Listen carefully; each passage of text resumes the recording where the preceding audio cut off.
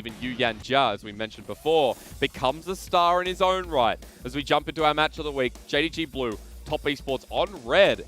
And we got different bans from our last series. Notice the Karma, the Lee Sin, even Kanavi's Kindred, Nidalee. Up in that top side with Graves still open, as well as Aphelios being that last kind of power pick 80 carry. The thing that surprises me is that neither team banning out the Thresh, especially JDG. yuyanjia has been his best champion by far. And maybe here you do just lock in the Trundle, take away the Thresh, which obviously Thresh pairs well with the Aphelios. Then you can look for a third pick, something like a Misfortune. Okay, well for JackeyLove we know as well. Also the Kallista's still open as well. Yeah, I was going to say something more aggressive suits his playstyle. We have so many power picks here in the LPL that it's hard to keep track, but JackeyLove, hello. Yeah, we're going towards something completely. I don't think we've even seen it in the LPL once, so going more towards this, matching the late game scaling of the Aphelios, but also can have huge playmaking potential. We saw it a lot in regional finals against top esports, funnily enough, when he was on the Invictus Gaming roster. So a familiar pick, while Yagao, I believe he's still undefeated in 2020 on the LeBlanc, if not a couple of losses by his name. No, he's lost on it, but damn. still they're the ones who get the Thresh, which I think is massive. LvMao great on that pick, taking away from yuyanjia, and then having it with the Aphelios. So we're already setting up a lot of comfort for JDG, and also some good pick potential. And if we do get Zoom on some kind of, big tank in the top lane, we're still going to have quite a fine team fight. Ornn is still available. Let's see if top esports ban it away as we go into the second phase. Standard bar that Karsa coming through and Yagao's LeBlanc being left open. Now it's a big question. Kindred away from Kanavi. Yeah, so I want to see where TS go with.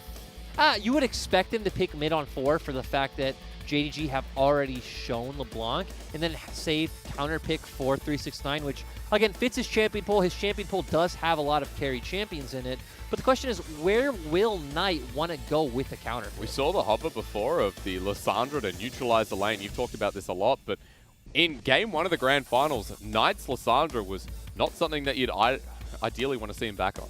You could see him bring out something like a Kassadin. Also in solo queue, he's been spamming a lot of things like Sylas and Diana.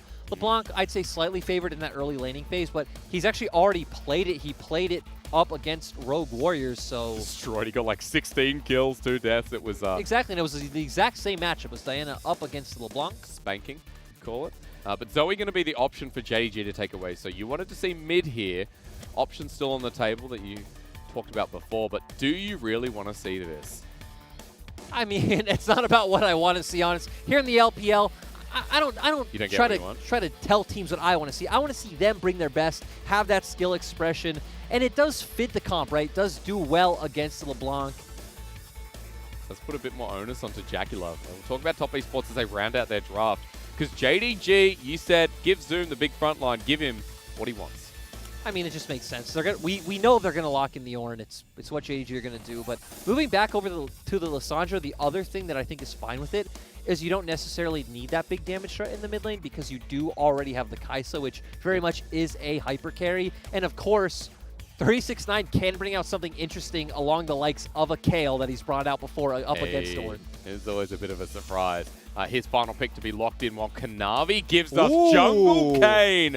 Yeah, get rid of Rek'Sai. We're flipping the script. Yeah, and so we talked about how JDG are a team that completely play for jungle matchup. And there it is, Hysterics. I told you, this is the type of style that 369 wants to play. So you're not lacking out on any late game damage on the side of TES. All right, so you got some explaining to do. Start with JDG and tell me what Kayn adds to this draft. Man, your guess is as good as mine. This is not a meta champion. This is not a champion that we see too often. I actually think we saw it in the LEC this past, or LCS this past weekend, but still, it is a very farm-oriented jungle. Also very good in invade situations because you do have that E2 go through terrain. You obviously do have some gank setup in both top and bot lane, but I'd say typically when you have a LeBlanc, you have something that pairs very well in the 2v2, which Kayn doesn't really have anything to offer other than straight-up damage. So that's why I was surprised not to see the Rek'Sai, because we've seen what Yagao and Kanavi have done in the past in that lane setup, but this is going to be very different dynamic for JDG. I do remember we saw Kayn in an ALCS, picked by TSM. Hey. It did not have a good time. Okay, well, let's see what JDG can do instead. Arguably a much better team to throw out the shade. I wouldn't for say our NA arguably fans. is, I think I it's don't know. pretty set in stone. I've been stepping on toes recently, and I thought I would do it a bit lighter this time around, but You've also got my explaining to do, or sorry, rather some explaining to do for top esports with Kayle added into the mix. I mean, we've seen this just come out time and time again. Has a fine laning phase up against the Ornn. Of course, Ornn can come out ahead in the trades, but the thing is, Kayle gets a free farm laning phase to become that late game monster that we know she could. Of course, is a big threat in the side lane. No one's going to be able to match her if TS want to opt for a 1-4 setup. But of course, also very good in the team fights. You have a ton of damage to take down a frontline tank like an Ornn. There's a lot to deal in the front line here as we go into our match of the week. Top Esports and JDG, our spring final went to 5 games. I want 3 here in the regular season between our 2 best LPL teams of 2020. I also do like the Kayle pick up against the Kayn specifically because, you know, he ults into someone, you give them that shield, and... You know what this reminded me of from Top Esports? When JackeyLove was on IG and when we saw them at Worlds with the Kayle-Karsa combination where she ults into the back line and you get the Kayle ult. Well, exactly, right? Because you're right. It's a very similar composition where luckily you don't have that much threat, I'd say, from the LeBlanc or the Kayn with the Kayle and the Lissandra there, right? Either of them jump in. You have the safety coming from the Kayle. You have all the CC coming out from Knight. And this comp is very much, pretty much 4 people peeling for JackeyLove. Lyric? Nice comps. We got very different drafts than I guess we've kind of been used to in the past couple of weeks. Or should I say different picks to add into the setup. As we definitely do. We'll be keeping our eyes on Kanavi. It's been a while here in the LPL since we've last seen Kayn. I believe it was Ning who picked it up last time around in 2019.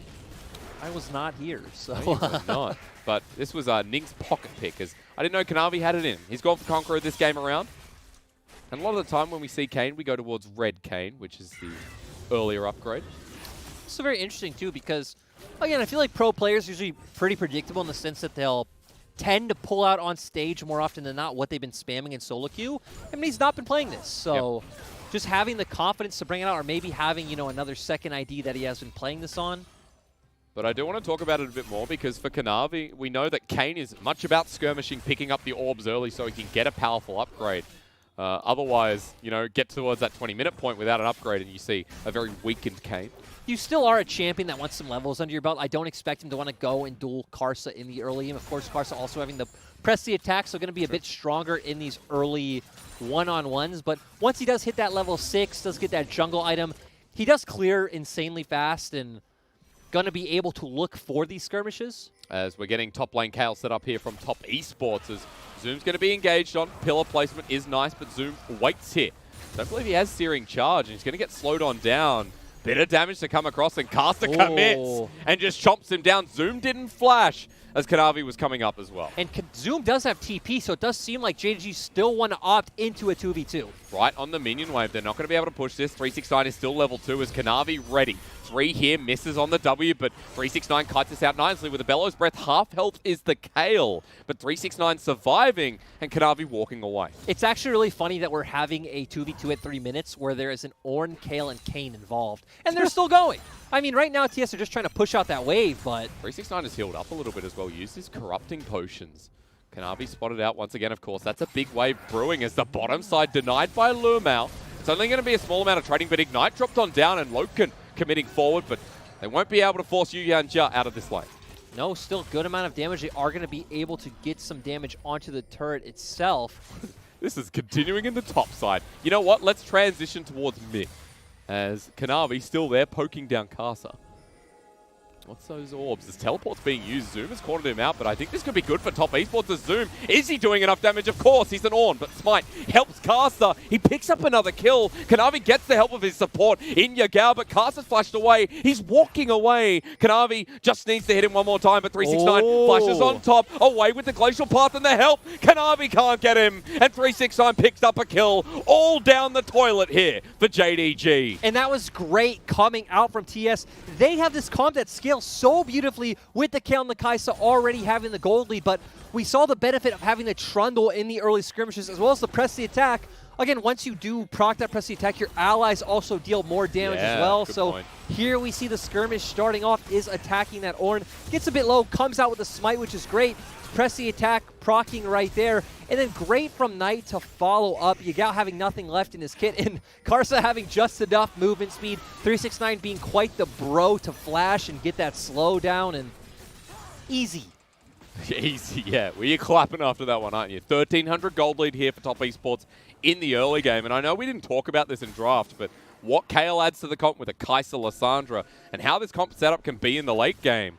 Top Esports with an early lead could be disastrous for JDG. I feel like in the late game, you're not really going to take advantage of the split push pressure from the Kayle too much, just from the fact that JDG have a very easy time of grouping up and forcing Kayle to be there. But in straight up front-to-back 5v5s, I don't feel bad as TS. You have this Kai'Sa's going to burn through the front line. We've already talked about that. If LeBlanc or Kayn jump in, you not only have all the CC coming out from Knight to dissuade that, but you also have the ultimate coming out from Kayle to save JackeyLove. Karsa also going to provide a lot of peel with the pillar, also his ult for Zoom. So it feels like TS's draft just has every way to answer what JDG want to do. And you're in a position right now where, as for Karsa, who has 2 kills and has picked up the skirmishing smite early, and it fed Kayle early game in this first game. And Knight coming up to the top side. Top Esports have control. I want to slow down with saying a fed Kayle. Look at his items. It's One not really kill. turning into anything yet. All right, well, it might turn 2 because Zoom's now locked against the wall without his ultimate and he doesn't have Bellows Breath. Karsa has 3 kills, and I will say Karsa is fed. And it's interesting, too, because it's not even about the lane manipulation coming out from Knight. He did just give up 1 or 2 waves in the mid lane, say, hey, it doesn't matter. I'm going to move up, find this kill. Does look like that earlier skirmish did end up with Yagao losing some CS as well, since despite that Knight just gave up that wave, they're still even in CS. I'll say splitting the map, though, great for Top Esports here as Kanavi does pick up the Dragon towards the bottom side, and JackeyLove and yuyanjia taking a safer path through the river to get back into this bottom side. Still, look at that. Both side waves in a good state for TS, pushing back for both. Of course, TS pushed top into JDG's turret, so that's back. And we look, this wave is stacking up for TS to catch in just a moment. So what needs to be forced here? Did JDG need to make some shift in game plan and start being more aggressive, or...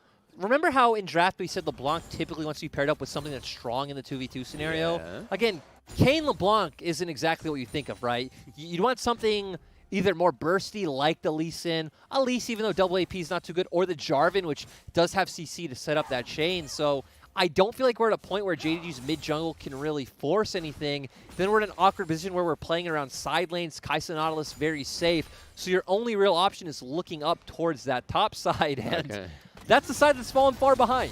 Side that Karsa's been prioritizing is yuyanjia going to get hooked in here. This is an advantage for JDG. They burst down the Nautilus, and LoKen picks up his first kill of the game. Now this is a window that JDG can play through. Yeah, they can look to try and use this priority and maybe invade TS's bot side jungle, but it's already cleared. Actually, Karsa is right here, and we see that Knight constantly is pushing in the mid lane. So still, despite that great play coming out from JDG, they have no way of finding anything. Maybe they rotate their bot lane up to Herald right now. They did just push it in, so they're not going to lose out on anything. We're just watching a flying winged machine beat an old man with a stick. And right now, Zoom does have level 6, but 369, a level lead here after picking up the earlier kill. That means the Divine Judgment in hand. And he's turned into range, of course. That's what happens at 6. We're looking towards that 16 Monka W moment where Kayle does become a machine. I'm looking towards Herald right now because JDG have started this one up, even with Karsa on the same side, 369. Adding some respect, an early objective to balance the odds here for JDG in game 1. Yeah, and TS not able to do anything, not even in a position to really pressure on plates because JackeyLove still hadn't gone for reset, so did finally have to go do that and pick up that Mirror Mana. Oh, the Mana Mune, I'm sorry. That's the one. What's Mirror Mana? Yeah. It will be, eventually. Man, me and item names today. Actually, the first one was a rune. That's okay. Hey, it's a Sunday, right? It is a Sunday for us. It is a Sunday. Not a Sunday for everyone listening, but a Sunday for us. Well, I mean, it's like Sunday morning for everyone listening. You should listen to this because LoKen might be called out. He has Flash available, but 3 members moving to the top side is a great dark passage from LvMao. 3 people group up, but Top Esports have now completed the lane swap as 369 is moving bot. Right now, game state going slow, and with that, you're very happy as TS. Still, 369 just getting the free. It's actually kind of funny that in our Trash Talk video, 369 said, you're going to sit in lane, do nothing while I move around the map and carry you. And then he ends up picking this Kayle, which does have to sit in lane and do nothing. As we've seen before. Kanavi with the top side, though, we're going to pay attention here because the Kayn does have for himself an enhanced back or a push top. Decides to go back instead. Does he have warriors available? That's a good question. Nope. Sitting longsword on the fountain. There we go. Warriors now picked up, but no upgrade yet for the form for Kanavi.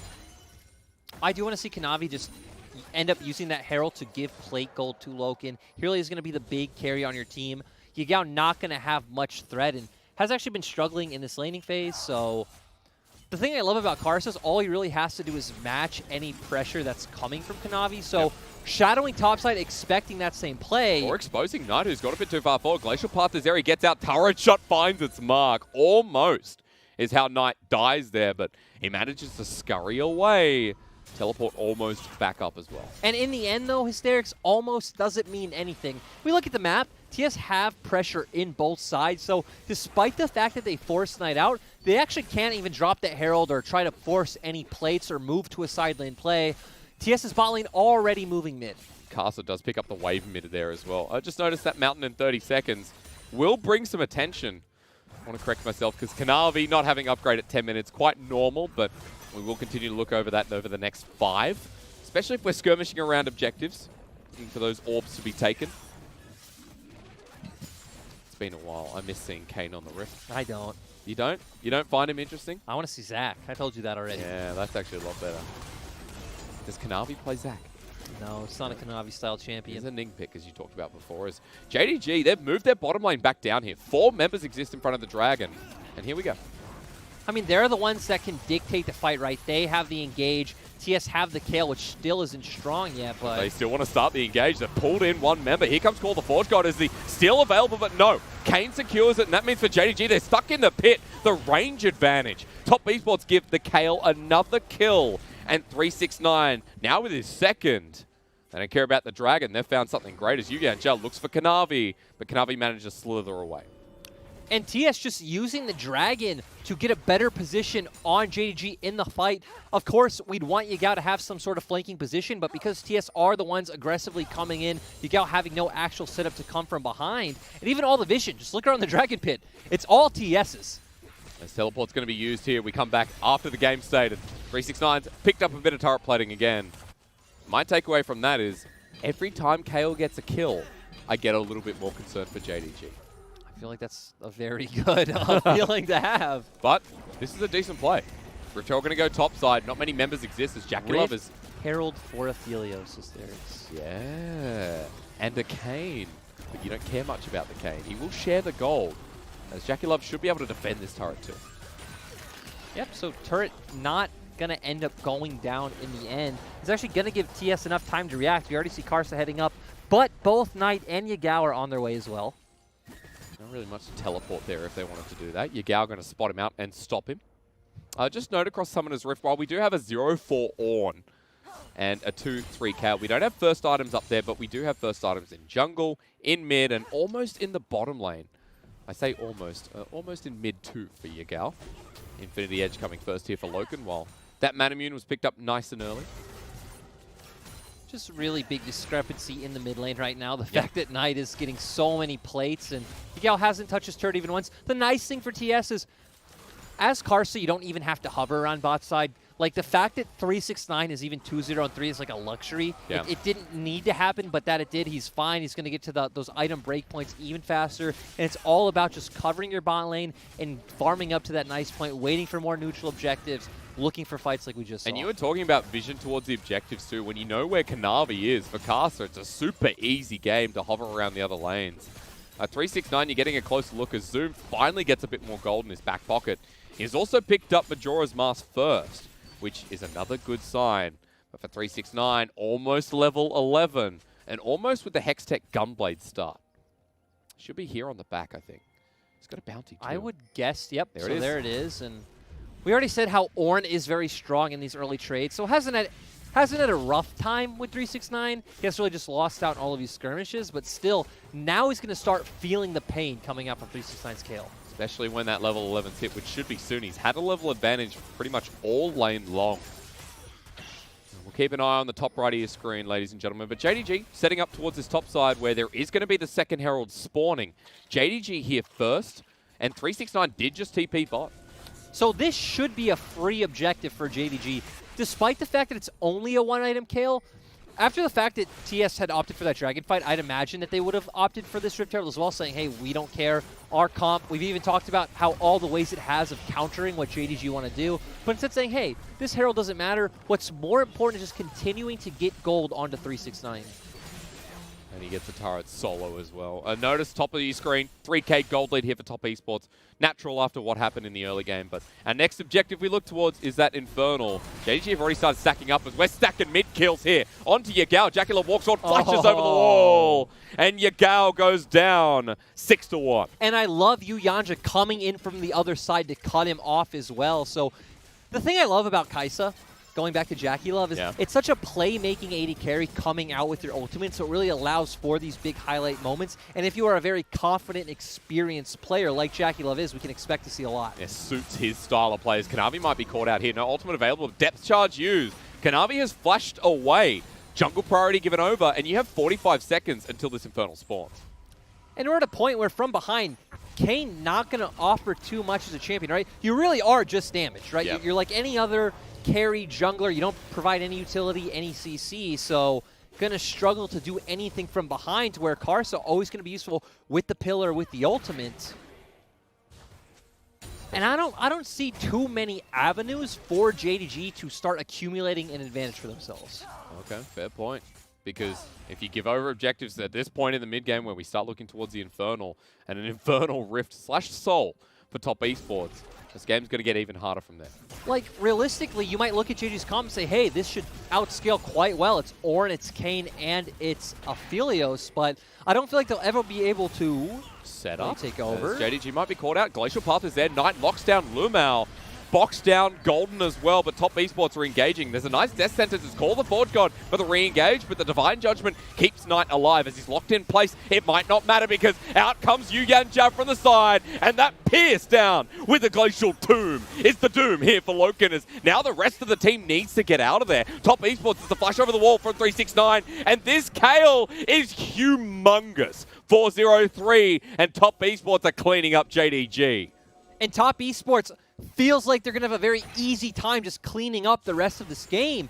Going back to the point, without the fact that TS have all 3 lanes winning at this point, pushing, feels like JDG will never be able to get the setup to find any sort of pick that they would need coming out from this LeBlanc. In any straight-up front-to-back team fight, We've talked so many times about all the tools that TS's composition has to stop what JDG want to do. And that was the first time we kind of saw them come together, but it was even one after one rather than starting it themselves.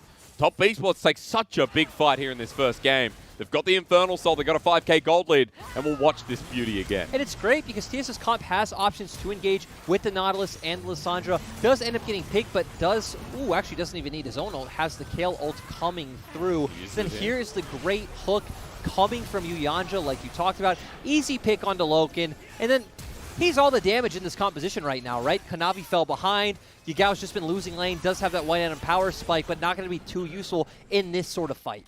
God, the Kayle has 2 more kills, Lyric. Level 12 on 369, and while this conversation in this game was going to be about, you know, who's the better not better mid laner, but who is, you know, the better team first or second, better top laner comes into it as well. And for 369 and Zoom, they're fighting over it as the mid turret going to be engaged on here. yuyanjia, golden in the nick of time, thanks to Call the Forge God. We're going to run through, and JDG may have found the pick, but the support gets out, flashes through. yuyanjia survives at the cost of the turret. Still, I'd say that tower is more luxury gold for JDG really than opening up the map, creating any pressure or plays that are available to them. Okay, this is a 19-minute, replay, so 18-minute transform into Rust. Yeah, this game not having the best time. The latest one we've seen in the LPL was actually Ning at 27 minutes, I believe. So if Kayn does lose this match, we'll be 0-2 in competitive to start the week off. Oh, no. Definitely not a good sign. As Top Esports pick up another turret. JDG picked up one before. It was their second turret of the game. Top Esports their third. Dragon in 3. Baron in 30 seconds. And Top Esports say, let's go on to LoKen, who Might not be caught out, might be starting the engage. JackeyLove ults, but he's dead. Big shutdown. Over to LoKen, and JDG might have found their window as it's a double kill, but getting traded off by Knight is not a good sign to return. Kanavi comes in as well, but for top esports, they've got their Kayle. He's on to Zoom, hitting away. Yagao dies to him as well. Another double. My lord, a JDG in trouble. Still starting off this fight with LoKen. LoKen is not this player we know as a superstar AD carry who's going to have the confidence to go for these plays, but he did. It looked beautiful. Was able to pick up a 3-for-3, which when you're behind, I'll say is pretty good to trade. Still, like Kayle, you said, bro. 2 more kills on the Kayle. I'd say it's good in any other situation, but the Kayle now has Nash's tooth and 200 CS at 20 minutes. This is ultimate highlight being Kayle.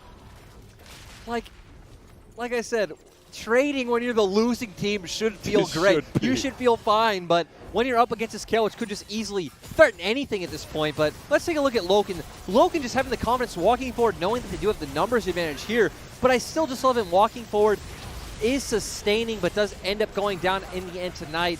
Knight continue to go forward, locking down LvMao and Kanavi, and you already talked about this Kayle, just easily deleting Zoom, and then Yagao ends up right in front of him. He didn't even do anything to pick up the Yagao kill. It was just handed to him on a silver platter, but hey, TS will take it. If you want one carry to have all your kills on, the Kayle's a pretty nice spot as the Sheen gets picked up after that fight as well. Here we are setting up how the Kayle is meant to peel for the Karsa, but we had it backwards the whole time. And hey, Baron's being started here. JDG are going to know what's going on, but the damage that's coming out from this Kayle Karsa duo is so much as Kanavi trying to walk on in. He gets knocked on up and deleted by JackeyLove. Top esports have a numbers advantage, so they turn for the fight as the Kayle ulti locked on down on tonight. He survives at full health. A double this time for JackeyLove. 369 picks up the Baron, and things go from bad to worse. Sterix, it's hard for me to get excited. Yes, sir. We had a 6-0 Kayle. These fights are going to be one-sided for the game to come. Still 6-0 Kayle, 6-0-5 right now, on his way to a third item, and we probably won't even get there. They should be able to push down this inhibitor turret and the inhibitor with ease. It felt like if JDG were going to have one moment in front of the Baron, that would be it. As top esports are running forward, and they could just end the game here in 22 minutes. LvMao gets low, forward they go, and that's a nice call the Forge got, and a double knock-up from Zoom. The defense strong, but Karsa survives for so damn long. And remember, the most fed member in 369 is not there yet. Is Kanavi? Yeah, that was probably not the play, as top esports take him down, and at least JDG survived.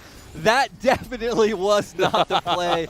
Like you said, 369's not even there, but doesn't matter. TS are so far ahead. Right now, we're sitting almost at a 10,000 gold lead.